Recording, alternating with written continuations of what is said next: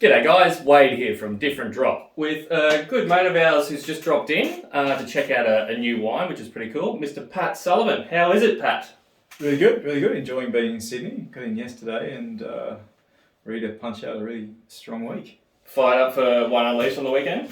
It's going to be great fun. Yes. Yeah, I am. It's going to be so good to see everybody, all the other gathering of winemakers from around Australia. It's going to be a lot of fun. I'm a bit terrified. There's going to be like there's a lot of interesting characters in the room all at once. There's going to be a lot of pent-up, interesting characters that are ready to unleash. And some very, very good booze as well. So it should be red hot. But we're here to talk about a brand new wine that you've released at the moment. So it's my namesake, Patrick Sullivan Chardonnay.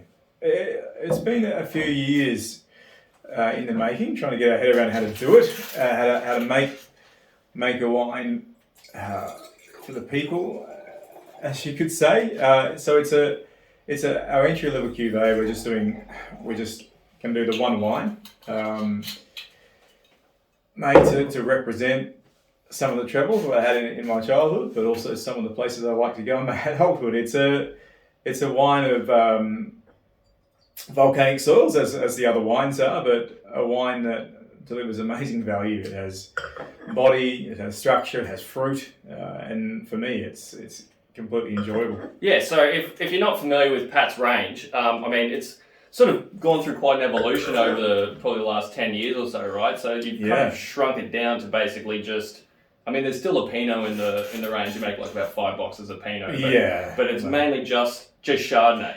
Yeah, and it's exploring, it's exploring interesting sites within Gippsland and now the rest of Victoria, but it's also focusing all our energies on the one thing, the one variety, to really, really simplify, but also concentrate what we do. We just want to make benchmark world class wine and we've kind of arrived at the conclusion some time ago that obviously we're just seeing them come through now that if we concentrate on the one variety, we can do that. If we concentrate on too many things, we can't do that. We're just not smart enough. So, I love it though. Like, you look at someone like, Hughesy, like John Hughes. Or what a legend. Like Dan Standish or someone. Like, these guys who have just like picked one variety and just backed it in and gone like, there's a lifetime's worth of exploration in just trying to perfect that one thing. Exactly. So you don't need to make a Sauv Blanc. No, and other people do that better than us, and they do such a great job of it. But what we think we can do in the place that we are, in the time that we are, we can make Chardonnay. Mate, we're massive fans of your Chardonnays. So talk to us about like the through line in the whole range, like right from this new entry level wine, right the way up to your sort of top single vineyard stuff. Yeah, is the idea of like everything is grown on volcanic soil. That's right. Yeah. So to get as nerdy as possible, why does volcanic soil matter in Chardonnay? Well, and from our perspective, we're interested in volcanic soil because when we taste the wines from volcanic soil, they deliver what we want. I mean, we want richness, but we want acidity, but we certainly want richness. We don't want to make, our style or our house style is the richer, more rounder style of Chardonnay. And we think that we can get that along with the acidity, so we can get the fruit and the drive and the roundness from those soils. And we're lucky enough in Victoria into South Australia where we do have ample volcanic soil. So hopefully people start planting more vineyards along those parts of Victoria and South Australia. But we find it just delivers what we want. Yeah, well, I think a real signature of your style of Chardonnay is that I find that there's like a lot of flavour packed in, but they feel light on their feet. Like there's freshness and minerality and sort of tension and drive, but they've still got flavour. They're not like these bony, sort of really anemic styles of Chardonnay where they're just super racy. It's like, it tastes like Chardonnay. Yeah, and I think that's the soil that comes from site selection. We're not scared of sunshine when we need it. I mean, where we are in Gippsland, we want more sunshine. The years like we're having now are almost perfect because we can get the richness that we're chasing. So we don't shy away from it. We welcome it. But there's also a lot of sort of natural acidity, and generally the places that we choose tend to have cool nights, which seem to produce wines that are light on their feet and do have energy and do have richness. And that's kind of, it's the comforting one. It's just what we want to drink at home. It's what our friends want to drink. So we we naturally gravitate towards things like that. Loving it. Love what you're doing with it. So with this new wine, so this is a little bit of a departure from sort of your classic Bushire or Mornington, different sites and Yarra and whatnot.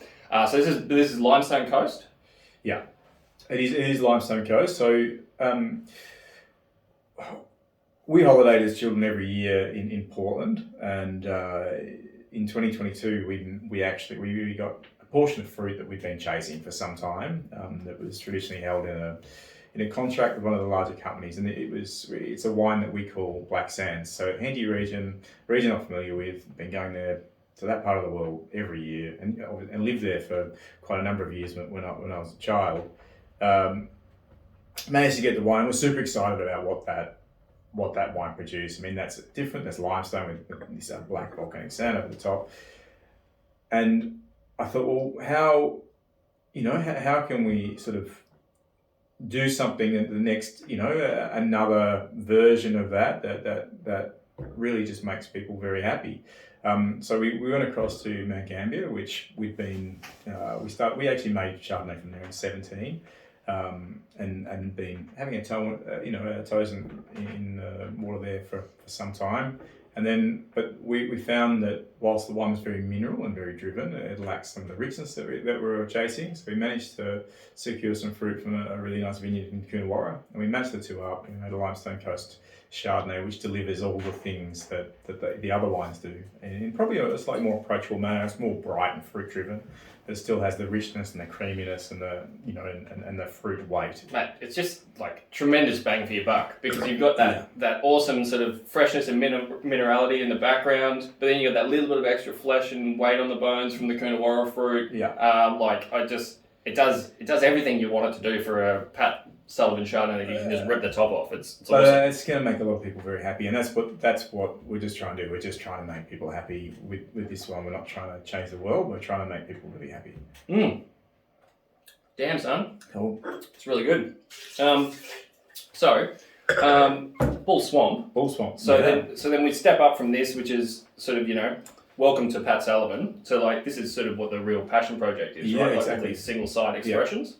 Yeah, we're really interested in single site expressions, because we think that in our part of the world where we live in Gippsland, and to make it simpler, the Bushire, which is on the western part, once again volcanic soils, but it's in the foothills of both the Strezleki and the Ranges, which is kind of the start of the Great Divide. So you get a lot of folds and a lot of different altitudes. So with the vineyards that we have there, we can get things that, obviously these wines are farmed on places that are probably right on the point of what's possible with growing grapes in Australia, because it is so cold.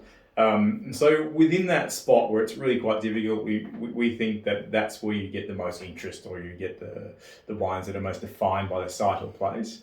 And so this wine, being Bull Swamp, it's probably the lowest altitude of our vineyards there, just south of the town of Warragul.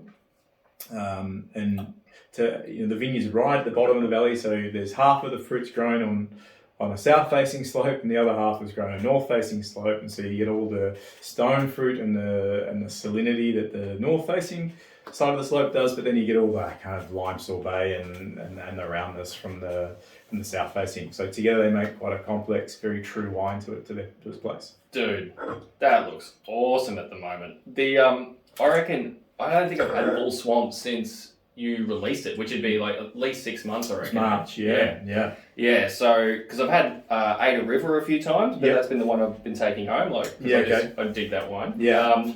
This looks like it's really put on a lot of weight in the bottle. Like, it was super wound up like 6 months ago, but far out, man, it's just like jumping out of the glass. It's certainly it's the one that moves the slowest. Always the slow out of the blocks when you bottle it, and then it really, it's a fast finisher, I guess.